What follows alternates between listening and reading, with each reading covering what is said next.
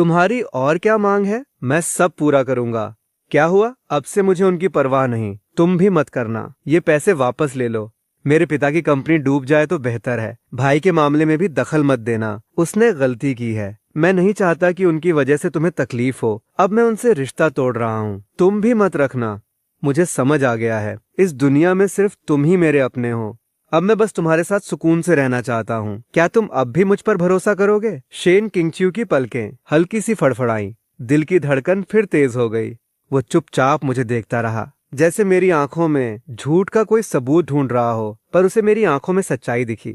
उसे नहीं पता था कि वो मुझ पर भरोसा कर सकता है या नहीं। पहले मैं सिर्फ दिखावा करता था, धोखे से उसका फायदा उठाया, और काम निकलते ही फिर नफरत करने लगा। अगर वो मुझे छू लेफ्टिनेंट तो घिन आकर नहाने जाता था। शेन किंगच्यू कुछ बातों में बहुत कमजोर थी। वो एक आम औरत थी, पर शरीर में कुछ समस्या थी। उसे बच्चा चाहिए था, पर वो कर नहीं सकती थी। 8 साल तक उसने मुझसे प्यार किया, पर सिर्फ दूर से मेरा ख्याल रखा। एक रात नशे में मैं गलती से उसके कमरे में चला गया। तब मेरी हालत बहुत खराब थी, पर नहीं पता था कि यही हमारी किस्मत का मोड़ होगा। उस रात शेन को पता चला कि वो मेरे लिए महसूस कर सकती है। वो मुझसे प्यार करने लगी, जैसे अंधेरे में किसी को आखिरी उम्मीद की किरण मिल गई हो। पर फिर पत्रकारों ने हमारी खबर छापी। इस खबर से शेन और उसकी कंपनी पर बुरा असर पड़ा। दबाव में आकर मुझे उससे शादी करनी पड़ी। इसलिए मैं उससे नफरत करता था। मेरे हिसाब से वो इसी के लायक थी। इतने सालों तक उसने हर पल मेरी कमी पूरी की, पर बदले में उसे सिर्फ मेरा झूठ और नफरत मिली।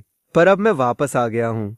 भगवान ने मुझे पछतावे का एक मौका दिया है। तुम्हें पता है कि मैं बच्चे नहीं दे सकती, फिर भी तुम मुझे मीठी बातों से बहला रहे हो। बहला नहीं रहा हूँ। दिल की धड़कन झूठ नहीं बोलती। मुझे एक मौका दो, और खुद को भी एक मौका दो।